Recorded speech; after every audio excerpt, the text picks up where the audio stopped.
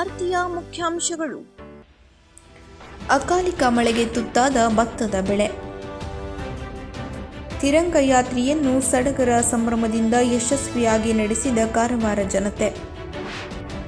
ಶಿರಸಿಕುಮಟ ರಸ್ತೆ ಶೀಘ್ರ ಪೂರ್ಣಗೊಳಿಸಿ ಸುಷ್ಮಾ ಗೋಡಬೋಲೆ. ನಕಲಿ ಐಎಸ್ಐ ಗುರುತು ಹೊಂದಿದ ಸಂಸ್ಥೆಯ ಮೇಲೆ ದಾಳಿ. ಮಳೆಗಾಲದ ಸಾಂಕ್ರಾಮಿಕ ರೋಗಗಳ ಬಗ್ಗೆ ಜಾಗೃತಿ ಮೂಡಿಸಿ ಸತೀಶ್ ಸೈಲ್.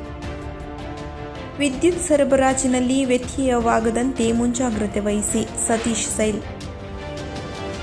ಮೀನುಗಾರರಿಗೆ ಶಾಸಕರಿಂದ ವಿವಿಧ ಸವಲತ್ತುಗಳ ವಿತರಣೆ.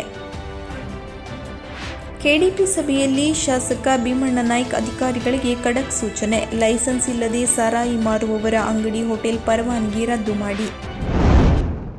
ತಾಲೂಕಿನ ಬನವಾಸಿಯಲ್ಲಿ ಕಳೆದ ಹಲವಾರು ದಿನಗಳಿಂದ ನಿರಂತರವಾಗಿ ಸುರಿಯುತ್ತಿರುವ ಅಕಾಲಿಕ ಮಳೆಯಿಂದ ಬನವಾಸಿ ಹೋಬಳಿಯ 100 ಎಕರೆ ಪ್ರದೇಶದಲ್ಲಿ ಬೆಳೆದ ಭತ್ತ, ಜೋಳ, ದ್ವಿದಳ ಧಾನ್ಯಗಳ ಬೆಳೆಗಳು ಸಂಪೂರ್ಣ ನಾಶ ಹೊಂದಿದ್ದು, ಕೈಗೆ ಬಂದ ತುತ್ತು ಬಾಯಿಗೆ ಬರದಂತಾಗಿದೆ ಎಂದು ರೈತರು ತೀವ್ರ ಕಂಗಾಲಾಗಿದ್ದಾರೆ. ನರೂರು ಗ್ರಾಮದ ಲಿಂಗನಮಟ್ಟಿ ಭಾಗದಲ್ಲಿರುವ ರೈತರಾದ ಮುದ್ದಪ್ಪ ಕೆರಿಯಪ್ಪ ನಾಯ್ಕ್, ಸಂಗಪ್ಪ ಕೆರಿಯಪ್ಪ ನಾಯ್ಕ್ ಸಹೋದರರಿಗೆ ಸೇರಿದ ಸುಮಾರು 4-5 ಎಕರೆ ಹಾಗೂ ಇನ್ನಿತರ ರೈತರಿಗೆ ಸೇರಿದ 16 ಎಕರೆ ನಾಟಿ ಮಾಡಿದ ಭತ್ತ ಕೊಯ್ಲಿಗೆ ಬಂದು ಇನ್ನೇನು ಕಟಾವು ಮಾಡುವ ಹಂತದಲ್ಲಿರುವಾಗಲೇ ಈ ಬಾರಿಯ ಅಕಾಲಿಕ ಮಳೆ ರೈತನ ಪಾಲಿಗೆ ತೀವ್ರ ನಷ್ಟ ತಂದಿದೆ. ಬನವಾಸಿ ಉಪತಹಶೀಲ್ದಾರ್ ಚಿದಾನಂದ್ ಗೊಣಸಗಿ ಹಾಗೂ ಗ್ರಾಮಾಡಳಿತಾಧಿಕಾರಿ ಬಸವರಾಜ್ ಸ್ಥಳಕ್ಕೆ ಭೇಟಿ ನೀಡಿ ಪರಿಶೀಲಿಸಿ ವರದಿ ಸಲ್ಲಿಸಿದ್ದಾರೆ. ಈ ಸಮಯದಲ್ಲಿ ರೈತ ಮುದ್ದಪ್ಪ ನಾಯ್ಕ್, ಸಂಗಪ್ಪ ನಾಯ್ಕ್ ಮತ್ತಿತರರು ಹಾಜರಿದ್ದರು. ಭಯೋತ್ಪಾದನೆಯ ವಿರುದ್ಧ ಒಗ್ಗಟ್ಟಿನ ಹೋರಾಟ ಮಾಡಿದ ಆಪರೇಷನ್ ಸಿಂಧೂರ ಯಶಸ್ಸಿನ ಹಿನ್ನೆಲೆಯಲ್ಲಿ ಸೇನಾಪಡೆಗಳಿಗೆ ಗೌರವ ಸಲ್ಲಿಸಲು ತಿರಂಗ ಯಾತ್ರೆ ಇಂದು ಕಾರವಾರದಲ್ಲಿ ಅದ್ದೂರಿಯಾಗಿ ನಡೆಯಿತು. ನಗರದ ಮಾಲಾದೇವಿ ಮೈದಾನದಿಂದ ಯಾತ್ರೆ ನಡೆದಿದ್ದು, ಸಂಸದ ವಿಶ್ವೇಶ್ವರ ಹೆಗಡೆ ಕಾಗೇರಿ ಹಾಗೂ ಮಾಜಿ ಶಾಸಕಿ ರೂಪಾಲಿ ನಾಯ್ಕ್ ಮೆರವಣಿಗೆಗೆ ಚಾಲನೆ ನೀಡಿದರು. ಇದಾದ ನಂತರ ಸಹಸ್ರಾರು ಜನರು ದೇಶದ ಬಾವುಟಗಳನ್ನು ಹಿಡಿದು ನಗರದ ಪ್ರಮುಖ ರಸ್ತೆಗಳಲ್ಲಿ ಸಂಚರಿಸಿ ದೇಶದ ಪರ ಘೋಷಣೆಗಳನ್ನು ಕೂಗಿದರು. ದೇಶದ ಸಶಸ್ತ್ರ ಪಡೆಗೆ ಬೆಂಬಲ ಸೂಚಿಸಲು, ವೀರಯೋಧರಿಗೆ ಗೌರವ ಸಲ್ಲಿಸಲು ಯಾವುದೇ ಧರ್ಮ ಎನ್ನದೇ ಯಾತ್ರೆಯಲ್ಲಿ ಜನರು ಆಗಮಿಸಿ ದೇಶಾಭಿಮಾನ ತೋರಿಸುತ್ತಿದ್ದಾರೆ ಎಂದು ಮಾಜಿ ಶಾಸಕಿ, ಬಿಜೆಪಿ ರಾಜ್ಯ ಉಪಾಧ್ಯಕ್ಷೆ ರೂಪಾಲಿ ನಾಯ್ಕ್ ಅಭಿಪ್ರಾಯಪಟ್ಟರು.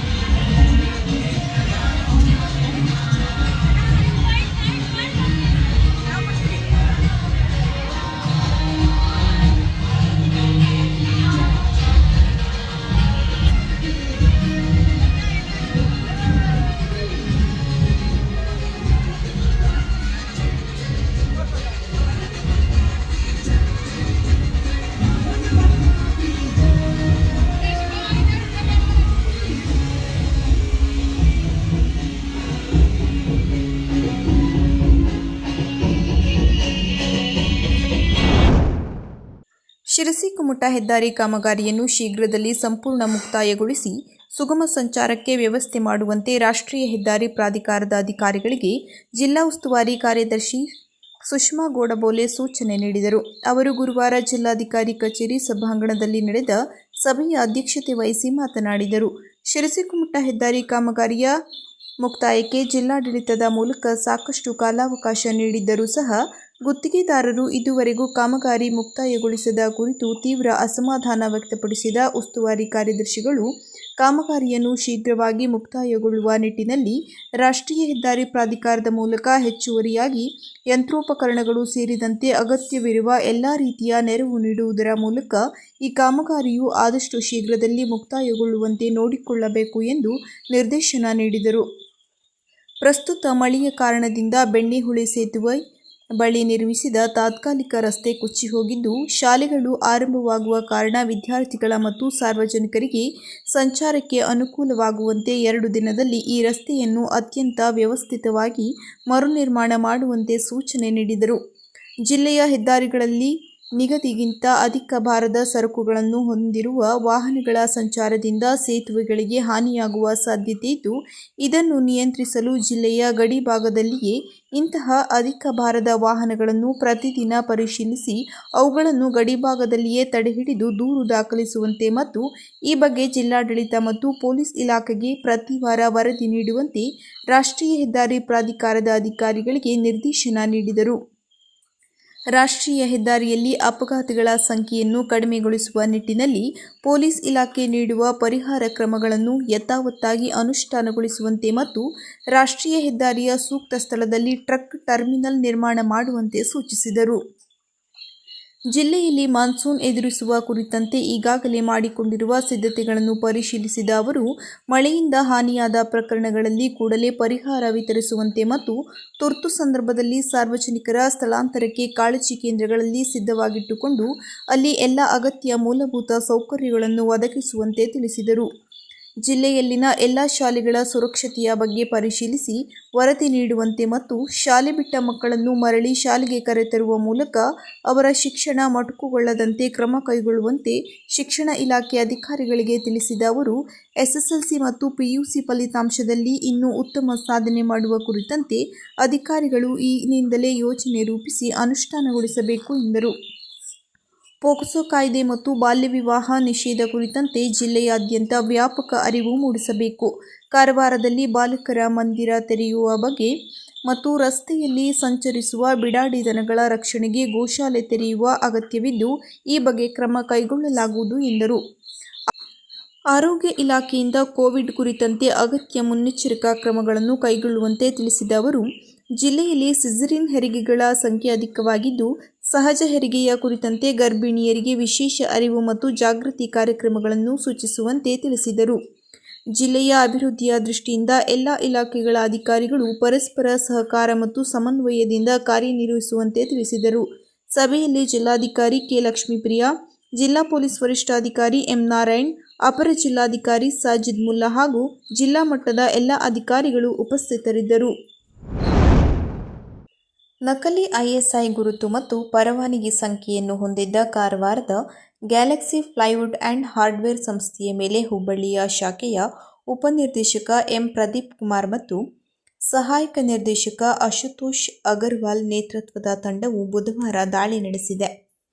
ಈ ಸಮಯದಲ್ಲಿ ಪ್ಲೈವುಡ್ ಹಾಳೆಗಳ ಮೇಲೆ ಐಎಸ್ಐ ಗುರುತಿನ ಅನಧಿಕೃತ ಬಳಕೆಯನ್ನು ಪತ್ತೆ ಹಚ್ಚಿದ್ದು, ದಾಳಿಯಲ್ಲಿ ನಕಲಿ ಐಎಸ್ಐ ಗುರುತು ಮತ್ತು ಪರವಾನಗಿ ಸಂಖ್ಯೆಯನ್ನು ಹೊಂದಿರುವ ಮೈರೆನ್ ಪ್ಲೈವುಡ್ಗಳನ್ನು ವಶಪಡಿಸಿಕೊಳ್ಳಲಾಯಿತು.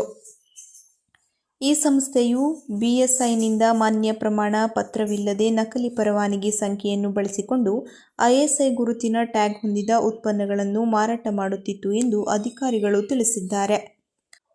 ಐಎಸ್ಐ ಗುರುತಿನ ಇಂತಹ ದುರುಪಯೋಗವು bureau of Indian standard act 2016ರ ನಿಬಂಧನೆಗಳನ್ನು ಉಲ್ಲಂಘನೆಯಾಗಿದ್ದು, ಶಿಕ್ಷಾರ್ಹ ಅಪರಾಧವಾಗಿದೆ.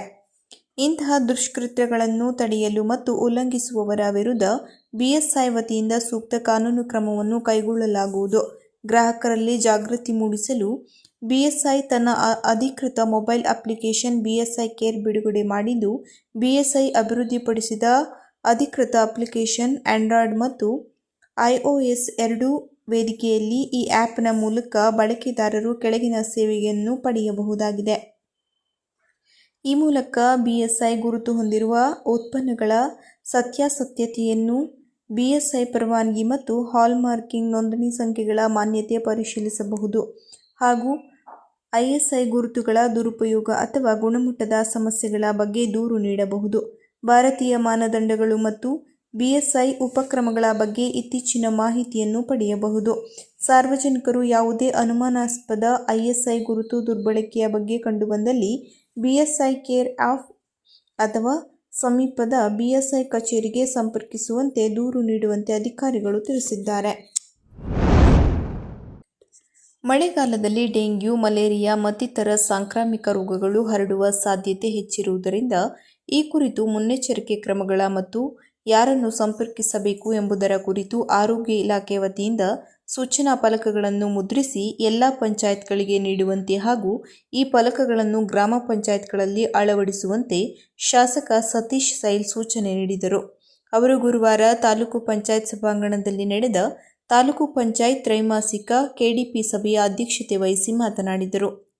ಶಿರವಾಡದ ಕಸ ವಿಲೇವಾರಿ ಘಟಕದಿಂದಾಗಿ ಸ್ಥಳೀಯರಿಗೆ ತೊಂದರೆಯಾಗುತ್ತಿದ್ದು, ಇಲ್ಲಿನ ನೀರು ಪರೀಕ್ಷೆ ಮಾಡುವಂತೆ ಸೂಚಿಸಿದ ಅವರು ಡಂಪಿಂಗ್ ಯಾರ್ಡ್ಗೆ ಭೇಟಿ ನೀಡಿ ಸ್ಥಳೀಯರ ಸಮಸ್ಯೆ ಆಲಿಸುವಂತೆ ಆರೋಗ್ಯ ಇಲಾಖೆ ಅಧಿಕಾರಿಗಳಿಗೆ ನಿರ್ದೇಶನ ನೀಡಿದರು. ಗ್ರಾಮಗಳಿಗೆ ಬಸ್ ಸೌಕರ್ಯದ ಸಮಸ್ಯೆ ಇದ್ದರೆ ಪಂಚಾಯತ್ಗಳಲ್ಲಿ ಠರಾವು ಮಾಡಿ ಸಾರಿಗೆ ಇಲಾಖೆ ಅಧಿಕಾರಿಗಳಿಗೆ ಪತ್ರ ಬರೆಯುವಂತೆ PDOಗಳಿಗೆ ಸೂಚಿಸಿದ ಅವರು ಸರಿಯಾದ ಸಮಯಕ್ಕೆ ಬಸ್ಗಳು ಸಂಚರಿಸಲು ಅವಕಾಶ ಮಾಡುವಂತೆ ಹಾಗೂ ಪಂಚಾಯತ್ಗಳಲ್ಲಿ ಠರಾವು ಮಾಡಿದ ನಂತರ ಕಡ್ಡಾಯವಾಗಿ ಬಸ್ಗಳನ್ನು ಗ್ರಾಮಗಳಲ್ಲಿ ನಿಲುಗಡೆ ಮಾಡುವಂತೆ ವಾಯುವ್ಯ ರಸ್ತೆ ಸಾರಿಗೆ ಸಂಸ್ಥೆಯ ಅಧಿಕಾರಿಗಳಿಗೆ ನಿರ್ದೇಶನ ನೀಡಿದರು. ಸೀಬರ್ಡ್ ಕಾರ್ಮಿಕ ಗುತ್ತಿಗೆಗಾರರು ಕಾರ್ಮಿಕರಿಗೆ ಕಾರ್ಮಿಕ ಇಲಾಖೆ ನಿಗದಿಪಡಿಸಿದ ಕನಿಷ್ಠ ವೇತನ ನೀಡಬೇಕು. ಈ ಹಿಂದೆ ನೀಡಿದ ಕನಿಷ್ಠ ವೇತನ ಮತ್ತು ಗ್ರ್ಯಾಚ್ಯುಟಿ ನೀಡಿರುವ ಕುರಿತು ವರದಿ ಪಡೆದು ಸಲ್ಲಿಸುವಂತೆ ಕಾರ್ಮಿಕ ಇಲಾಖೆ ಅಧಿಕಾರಿಗಳಿಗೆ ತಿಳಿಸಿದರು. ಮಲ್ಲಾಪುರದ ಕುರ್ನಿಪೇಟೆ ಶಾಲಾ ಆವರಣದಲ್ಲಿ ಆರೋಗ್ಯ ಕ್ಷೇಮ ಕೇಂದ್ರ ನಿರ್ಮಾಣ ಕುರಿತು ನಿರಪೇಕ್ಷಣಾ ಪತ್ರ ನೀಡಿದ ಕ್ಷೇತ್ರ ಶಿಕ್ಷಣಾಧಿಕಾರಿಯನ್ನು ತರಾಟೆಗೆ ತೆಗೆದುಕೊಂಡ ಶಾಸಕರು, ಸ್ಥಳೀಯ ಜನರ ಅನುಕೂಲಕ್ಕಾಗಿ ಶಾಲಾ ಆವರಣದಲ್ಲಿ ಆರೋಗ್ಯ ಕ್ಷೇಮ ಕೇಂದ್ರ ಸ್ಥಾಪಿಸುವುದರಲ್ಲಿ ತಪ್ಪೇನಿದೆ? ಈ ಕೂಡಲೇ ಶಾಲಾ ಶಿಕ್ಷಣ ಇಲಾಖೆ ಅಧಿಕಾರಿಗಳು, ಗ್ರಾಮ ಪಂಚಾಯತ್ ಸದಸ್ಯರು, ಅಧಿಕಾರಿಗಳು ಹಾಗೂ ಸ್ಥಳೀಯರನ್ನು ಒಳಗೊಂಡು ಸಭೆ ಮಾಡಿ ಆರೋಗ್ಯ ಕ್ಷೇಮ ಕೇಂದ್ರ ನಿರ್ಮಿಸಲು ಕ್ರಮ ಕೈಗೊಳ್ಳುವಂತೆ ನಿರ್ದೇಶನ ನೀಡಿದರು. ಕಾಲುಸಂಕ ನಿರ್ಮಾಣಕ್ಕೆ ಲೋಕೋಪಯೋಗಿ ಇಲಾಖೆಗೆ 1 ಕೋಟಿ ರೂಪಾಯಿ ಮಂಜೂರಾಗಿದೆ ಎಂದು ಇಂಜಿನಿಯರ್ ರಾಮು ಮಾಹಿತಿ ನೀಡಿದರು. ಇದಕ್ಕೆ ಪ್ರತಿಕ್ರಿಯಿಸಿದ ಶಾಸಕರು, ಎಲ್ಲೆಲ್ಲಿ ಕಾಲುಸಂಕ ನಿರ್ಮಾಣ ಮಾಡಬೇಕು ಎಂಬುದರ ಬಗ್ಗೆ ಗ್ರಾಮ ಪಂಚಾಯಿತಿಗಳಿಂದ ವರದಿ ಪಡೆದು ಕ್ರಿಯಾ ಯೋಜನೆ ರೂಪಿಸಿ ಅವಶ್ಯವಿರುವ ಕಡೆ ಕಾಲುಸಂಕ ನಿರ್ಮಾಣ ಮಾಡುವಂತೆ ಹಾಗೂ ಜಾಂಬಾಬೇಳೂರು ಕಣಿವೆ ರಸ್ತೆಯನ್ನು ನಿರ್ಮಾಣ ಮಾಡಲು ಕೂಡಲೇ ಅರಣ್ಯ ಇಲಾಖೆಗೆ ಪ್ರಸ್ತಾವನೆ ಸಲ್ಲಿಸುವಂತೆ ಲೋಕೋಪಯೋಗಿ ಇಲಾಖೆ ಅಧಿಕಾರಿಗಳಿಗೆ ನಿರ್ದೇಶನ ನೀಡಿದರು. PMGSY ವತಿಯಿಂದ ನಿರ್ಮಾಣವಾಗುವ ಬಹುತೇಕ ರಸ್ತೆಗಳು ಅರಣ್ಯ ಮಾರ್ಗದ ಮೂಲಕವೇ ಹಾದು ಹೋಗುವುದರಿಂದ ಕಾಮಗಾರಿಗಳು ನಿಗದಿತ ಅವಧಿಯಲ್ಲಿ ಪೂರ್ಣಗೊಳ್ಳುತ್ತಿಲ್ಲ. ಕಾರಣ, PMGSY ಅಧಿಕಾರಿಗಳು ತಹಶೀಲ್ದಾರ್ ಮತ್ತು ಅರಣ್ಯ ಇಲಾಖೆ ಅಧಿಕಾರಿಗಳ ಜೊತೆ ಚರ್ಚಿಸಿ ಕಾಮಗಾರಿ ಪೂರ್ಣಗೊಳಿಸುವಂತೆ ತಿಳಿಸಿದ ಅವರು, ಅರಣ್ಯ ಇಲಾಖೆಯ ಅಧಿಕಾರಿಗಳು ರಸ್ತೆ ನಿರ್ಮಾಣಕ್ಕೆ ಅಗತ್ಯ ಸಹಕಾರ ನೀಡುವಂತೆ ತಿಳಿಸಿದರು. ಮಳೆಗಾಲ ಆರಂಭವಾಗಿದ್ದು ಬಹುತೇಕ ಕಡೆ ಕಡಲ ಕೊರೆತ ಉಂಟಾಗುತ್ತಿದ್ದು, ಅಧಿಕಾರಿಗಳು ಕೂಡಲೇ ಕಡಲ ಕೊರೆತ ಉಂಟಾದ ಕಡೆ ಭೇಟಿ ನೀಡಿ ಪರಿಶೀಲಿಸುವಂತೆ ತಿಳಿಸಿದರು. ವಿದ್ಯಾರ್ಥಿ ವಲಯದಲ್ಲಿ ವಿದ್ಯಾರ್ಥಿಗಳ ಪ್ರವೇಶಾತಿಗೆ ಯಾವುದೇ ಕಾರಣಕ್ಕೂ ನಿರಾಕರಣೆ ಮಾಡದಂತೆ ಹಾಗೂ ಬಾಡಿಗೆ ಕಟ್ಟಡದಲ್ಲಿರುವ ವಸತಿ ನಿಲಯಗಳಿಗೆ ಪ್ರವೇಶಕ್ಕಾಗಿ ಪ್ರಸ್ತಾವನೆಯನ್ನು ಸಲ್ಲಿಸುವಂತೆ ಸಮಾಜ ಕಲ್ಯಾಣ ಇಲಾಖೆ ಅಧಿಕಾರಿಗಳಿಗೆ ತಿಳಿಸಿದರು. ಸಭೆಯಲ್ಲಿ ಜಿಲ್ಲಾ ಗ್ಯಾರಂಟಿ ಯೋಜನೆಗಳ ಅನುಷ್ಠಾನ ಸಮಿತಿಯ ಅಧ್ಯಕ್ಷ ಸತೀಶ್ ನಾಯ್ಕ್, ತಾಲೂಕಾಧ್ಯಕ್ಷ ರಾಜೇಂದ್ರ ರಾಣೆ, ತಹಶೀಲ್ದಾರ್ ನಿಶ್ಚಲ್ ನರೋನಾ, ತಾಲೂಕು ಪಂಚಾಯತ್ ಆಡಳಿತಾಧಿಕಾರಿ ಸೋಮಶೇಖರ್ ಮೇಸ್ತಾ, ತಾಲೂಕು ಪಂಚಾಯತ್ ಕಾರ್ಯನಿರ್ವಾಹಕಾಧಿಕಾರಿ ವೀರನಗೌಡ ಪಿ. ಎನಗನಗೌಡರ, ನಗರಸಭೆಯ ಪೌರಾಯುಕ್ತ ಜಗದೀಶ್ ಹುಲಗಜ್ಜಿ, ತಾಲೂಕು KDP ನಾಮನಿರ್ದೇಶಿತ ಸದಸ್ಯರು, ತಾಲೂಕು ಮಟ್ಟದ ವಿವಿಧ ಇಲಾಖೆ ಅಧಿಕಾರಿಗಳು ಉಪಸ್ಥಿತರಿದ್ದರು. ಮಳೆಗಾಲ ಆರಂಭವಾಗಿರುವುದರಿಂದ ವಿದ್ಯುತ್ ಸರಬರಾಜಿನಲ್ಲಿ ವ್ಯತ್ಯಯವಾಗುತ್ತಿರುವ ಬಗ್ಗೆ ಸಾರ್ವಜನಿಕರಿಂದ ದೂರು ಕೇಳಿಬರುತ್ತಿದೆ. ಆದ್ದರಿಂದ ಯಾವುದೇ ಕಾರಣಕ್ಕೂ ವಿದ್ಯುತ್ ಸರಬರಾಜಿನಲ್ಲಿ ವ್ಯತ್ಯಯವಾಗದಂತೆ ಮುಂಜಾಗ್ರತೆ ವಹಿಸಿ ಎಂದು ಕರ್ನಾಟಕ ರಾಜ್ಯ ಮಾರ್ಕೆಟಿಂಗ್ ಕನ್ಸಲ್ಟೆಂಟ್ ಮತ್ತು ಏಜೆನ್ಸೀಸ್ ಅಧ್ಯಕ್ಷರು ಹಾಗೂ ಶಾಸಕ ಸತೀಶ್ ಸೈಲ್ ಹೆಸ್ಕಾಂ ಅಧಿಕಾರಿಗಳಿಗೆ ಸೂಚಿಸಿದರು. ಅವರು ಗುರುವಾರ ತಾಲೂಕು ಪಂಚಾಯತ್ ಸಭಾಭವನದಲ್ಲಿ ನಡೆದ ಹೆಸ್ಕಾಂ ಅಹವಾಲು ಸ್ವೀಕಾರ ಸಭೆಯಲ್ಲಿ ಮಾತನಾಡಿದರು. ವಿದ್ಯುತ್ ಸಮಸ್ಯೆಗಳ ಬಗ್ಗೆ ಸಾರ್ವಜನಿಕರು ದೂರವಾಣಿ ಕರೆ ಮಾಡಿದರೆ ಕರೆಗಳು ಸ್ವೀಕರಿಸದಿರುವ ಬಗ್ಗೆ ಆಕ್ಷೇಪ ವ್ಯಕ್ತಪಡಿಸಿದ ಶಾಸಕರು, ಎಂತಹ ಸಂದರ್ಭದಲ್ಲೂ ಸಾರ್ವಜನಿಕರ ಸಮಸ್ಯೆಗಳಿಗೆ ಅಧಿಕಾರಿಗಳು ಸ್ಪಂದಿಸಬೇಕು. ಸ್ಥಿರ ದೂರವಾಣಿ ಸಂಖ್ಯೆಯ ಜೊತೆ ಶೀಘ್ರವೇ ಮೊಬೈಲ್ ಹೆಲ್ಪ್ಲೈನ್ ತೆರೆಯಲು ಹಾಗೂ ಕಾರವಾರದಲ್ಲಿ ಅಗತ್ಯವಿರುವ ಗ್ಯಾಂಗ್ಮೆನ್ಗಳನ್ನು ನಿಯೋಜಿಸುವಂತೆ ಹೆಸ್ಕಾಂ ಹಿರಿಯ ಅಧಿಕಾರಿಗಳಿಗೆ ದೂರವಾಣಿ ಮೂಲಕ ಸೂಚನೆ ನೀಡಿದರು. ಮಳೆಗಾಲದಲ್ಲಿ ವಿದ್ಯುತ್ ತಂತಿಯ ಮೇಲೆ ಮರದ ರೆಂಬೆ ಕೊಂಬೆಗಳು ಬೀಳುವುದರಿಂದ ತಾಲೂಕಿನ ಶೆರವಾಡ, ಆಮದಳ್ಳಿ, ಸದಾಶಿವಗಡ, ಕೆಎಚ್ಬಿ ಕಾಲೋನಿ ಸೇರಿದಂತೆ ಕಾರವಾರ ತಾಲೂಕಿನಲ್ಲಿ ಗಿಡ ಮರ ಕಟಿಂಗ್ ಆಗದೇ ಇರುವುದರಿಂದ ವಿದ್ಯುತ್ ಸರಬರಾಜಿನಲ್ಲಿ ವ್ಯತ್ಯಯ ಮತ್ತು ಅನಾಹುತ ಸಂಭವಿಸುವ ಸಾಧ್ಯತೆ ಇರುವುದರಿಂದ ಕೂಡಲೇ ಎಲ್ಲ ಗ್ರಾಮ ಪಂಚಾಯತ್ ಪಿಡಿಒಗಳು ತಮ್ಮ ವ್ಯಾಪ್ತಿಯ ಹಾಗೂ ನಗರಸಭೆ ವ್ಯಾಪ್ತಿಯ ಗಿಡ ಮರಗಳ ಖುದ್ದು ಕಟಿಂಗ್ ಮಾಡಿಸಬೇಕು. ಮರಗಳನ್ನು ತೆರವುಗೊಳಿಸಲು ಅಥವಾ ಮರಗಳನ್ನು ಕಟಿಂಗ್ ಮಾಡಿಸಲು ತಮ್ಮ ವ್ಯಾಪ್ತಿಯ ಮಾಹಿತಿಯನ್ನು ಅರಣ್ಯ ಇಲಾಖೆಗೆ ನೀಡಬೇಕು ಎಂದು ನಿರ್ದೇಶನ ನೀಡಿದರು. ಅರಣ್ಯ ಇಲಾಖೆಗೆ ಗ್ರಾಮ ಪಂಚಾಯತ್ಗಳಿಂದ ಬರುವ ಮಾಹಿತಿಯಂತೆ ಅನುಮತಿ ನೀಡುವಂತೆ ಅರಣ್ಯಾಧಿಕಾರಿ ತಿಳಿಸಿದ ಅವರು, ವಿದ್ಯುತ್ ತಂತಿ ಅಡ್ಡಿಯಾಗಿರುವ ಮರ ಗಿಡಗಳ ಕಟಿಂಗ್ ಮಾಡುವ ಸಂದರ್ಭದಲ್ಲಿ ಗ್ರಾಮ ಪಂಚಾಯತಿಗಳಿಗೆ ಹೆಸ್ಕಾಂ ಅಧಿಕಾರಿಗಳಿಗೆ ಅಗತ್ಯ ಸಹಕಾರ ನೀಡುವಂತೆ ಸೂಚನೆ ನೀಡಿದರು. ಗ್ಯಾರಂಟಿ ಯೋಜನಾ ಅನುಷ್ಠಾನ ಸಮಿತಿಯ ತಾಲೂಕು ಅಧ್ಯಕ್ಷ ರಾಜೇಂದ್ರ ರಾಣೆ ಮಾತನಾಡಿ, ಕಳೆದ ತ್ರೈಮಾಸಿಕ ಕೆಡಿಪಿ ಸಭೆಯಲ್ಲಿ ಬೇಳೂರಿನಲ್ಲಿ 6 ವಿದ್ಯುತ್ ಹೊಸ ಕಂಬಗಳನ್ನು ಅಳವಡಿಸಿ ಎಂದು ತಿಳಿಸಿದ್ದರೂ ಸಹ ಇದುವರೆಗೆ ಯಾವುದೇ ರೀತಿಯ ಕೆಲಸ ಮಾಡಿಲ್ಲ. ಹೊಸ ಕಂಬಗಳನ್ನು ಹಾಕದೇ ಇರುವುದಕ್ಕೆ ಬೇಸರ ವ್ಯಕ್ತಪಡಿಸಿದರು. ಸಭೆಯಲ್ಲಿ ಜಿಲ್ಲಾ ಗ್ಯಾರಂಟಿ ಯೋಜನೆಗಳ ಅನುಷ್ಠಾನದ ಸಮಿತಿ ಅಧ್ಯಕ್ಷ ಸತೀಶ್ ನಾಯ್ಕ್, ತಹಶೀಲ್ದಾರ್ ನಿಶ್ಚಲ್ ನರೋನ, ತಾಲೂಕು ಪಂಚಾಯತ್ ಆಡಳಿತ ಅಧಿಕಾರಿ ಸೋಮಶೇಖರ್ ಮೇಸ್ತಾ, ತಾಲೂಕು ಪಂಚಾಯತ್ ಕಾರ್ಯನಿರ್ವಾಹಕ ಅಧಿಕಾರಿ ವೀರನಗೌಡ ಪಿ. ಏಣಗೌಡರ, ನಗರಸಭೆಯ ಪೌರಾಯುಕ್ತ ಜಗದೀಶ್ ಹುಲ್ಗಜ್ಜಿ, ಹೆಸ್ಕಾಂ ಅಧಿಕಾರಿ ರೋಶಿನಿ ಪೆಡ್ನೇಕರ್ ಮತ್ತು ತಾಲೂಕು ಮಟ್ಟದ ವಿವಿಧ ಇಲಾಖೆಯ ಅಧಿಕಾರಿಗಳು ಉಪಸ್ಥಿತರಿದ್ದರು. ಮೀನುಗಾರಿಕೆ ಇಲಾಖೆ ವತಿಯಿಂದ ವಿವಿಧ ಯೋಜನೆಯಡಿ ಆಯ್ಕೆಯಾದ ಫಲಾನುಭವಿಗಳಿಗೆ ಪ್ರಮಾಣ ಪತ್ರವನ್ನು ಸಾಂಕೇತಿಕವಾಗಿ ಗುರುವಾರ ತಾಲೂಕು ಪಂಚಾಯತ್ ಸಭಾಭವನದಲ್ಲಿ ತ್ರೈಮಾಸಿಕ ಕೆಡಿಪಿ ಸಭೆಯ ಪೂರ್ವದಲ್ಲಿ Karnataka marketing consultant and agencies ಅಧ್ಯಕ್ಷ ಹಾಗೂ ಶಾಸಕ ಸತೀಶ್ ಕೆ ಸೈಲ್ ವಿತರಿಸಿದರು. ಮೀನುಗಾರಿಕೆ ಜೀವರಕ್ಷಕ ಸಾಧನ ಸಾಮಗ್ರಿಗಳ ಉಚಿತ ವಿತರಣೆ ಯೋಜನೆಯಡಿ 2024-25ನೇ ಸಾಲಿನಲ್ಲಿ ಕಾರವಾರ ತಾಲೂಕಿನ 28 ಮೀನುಗಾರಿಕೆ ದೋಣಿಗಳ ಮಾಲೀಕರಿಗೆ ಉಚಿತವಾಗಿ ಲೈಫ್ ಬಾಯ್ಗಳನ್ನು ಕಾರವಾರದ ನಂದನಗದ್ದ ಅಜಯ್ ಸುರೇಶ್ ಸಾವಂತ್, ಬೈತಕೋಲ್ನ ನಟರಾಜ್ ಮೋಹನ್ ದುರ್ಗೇಕರ್ ಅವರಿಗೆ ಸಾಂಕೇತಿಕವಾಗಿ ವಿತರಿಸಲಾಯಿತು.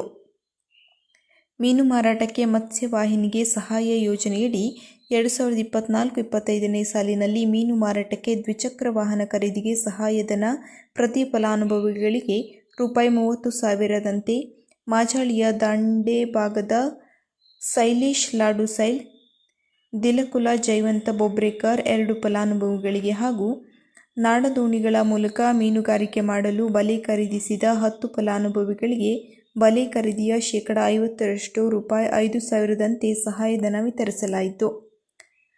ಮುದಗ ಮೀನುಗಾರಿಕೆ ಬಂದರಿನಲ್ಲಿ ಮೀನುಗಾರಿಕೆ ಚಟುವಟಿಕೆಯಲ್ಲಿ ತೊಡಗಿರುವಾಗ ಮೃತಪಟ್ಟ ಆಮದಳ್ಳಿಯ ಬ್ರಹ್ಮದೇವರವಾಡದ ಯಶವಂತ್ ವೆಂಕಪ್ಪ ಬೊಬ್ರುಕರ್ ಅವರ ಪತ್ನಿ ಮೀನಾಕ್ಷಿ ಯಶವಂತ್ ಬೊಬ್ರುಕರ್ ಅವರಿಗೆ ಮೀನುಗಾರರ ಸಂಕಷ್ಟ ಪರಿಹಾರ ನಿಧಿಯಿಂದ ರೂ.8 ಲಕ್ಷ ಹಾಗೂ ರಭಸವಾದ ಮಳೆಗಾಳಿಗೆ ನಾರಾಯಣ್ ಮಂಜು ಹರಿಕಂತ್ರವಾಡ ಕಾರವಾರ ಇವರ ಮಾಲಕತ್ವದ ಮೀನುಗಾರಿಕೆ ನಾಡದೋಣಿ ಹಾಗೂ ಬಲೆ ಸಂಪೂರ್ಣ ಹಾನಿಯಾಗಿದ್ದು, ಹಾನಿಯ 50%ನಂತೆ ರೂ.75,000 ಹಾಗೂ ಕಾರವಾರದ ದೇವಭಾಗದ ಅಶ್ವಿನಿ ಗಣಪತಿ ಸಾಳಗಾಂವ್ಕರ್ ಅವರ ಮೀನುಗಾರಿಕೆ ಬಲೆ ಸಂಪೂರ್ಣ ಹಾನಿಯಾಗಿದ್ದು, ಹಾನಿಯು 50%ನಂತೆ ರೂ.24,190 ಮೀನುಗಾರರ ಸಂಕಷ್ಟ ಪರಿಹಾರ ನಿಧಿಯಿಂದ ಮಂಜೂರಾತಿ ಪತ್ರ ವಿತರಿಸಲಾಯಿತು.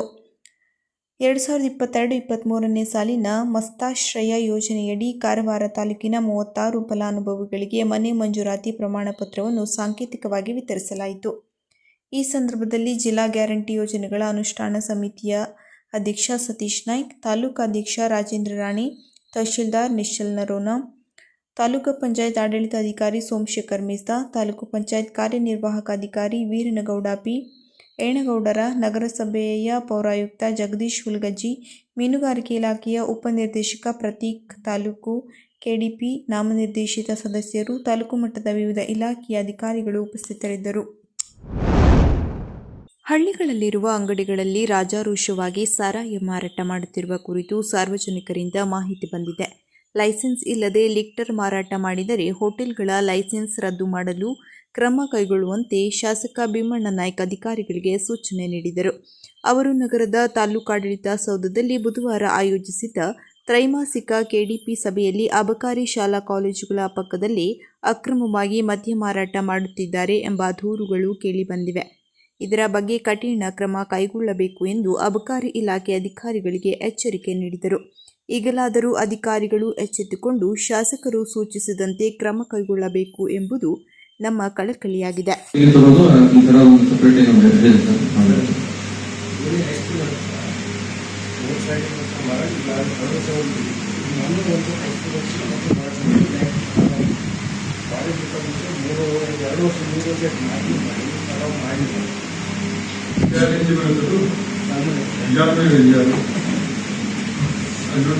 ಅಲ್ಲಿ ಮರ ರೋಡ್ ಸೈಡ್ ಮನೆ ಅಂತ ಹೇಳಿ ಒಟ್ಟು ಆಮೇಲೆ ಮರ ಗಂಬೆಲ್ಲ ಹಾಕಿರುತ್ತಾರೆ.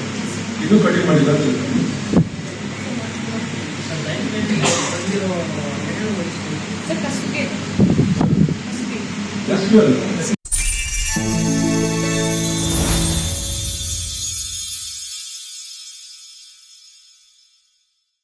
ಕದಂಬ ನ್ಯೂಸ್ ಫಸ್ಟ್, ನಿರ್ಭೀತಿಯಿಂದ ನಿಮ್ಮ ಪರವಾಗಿ.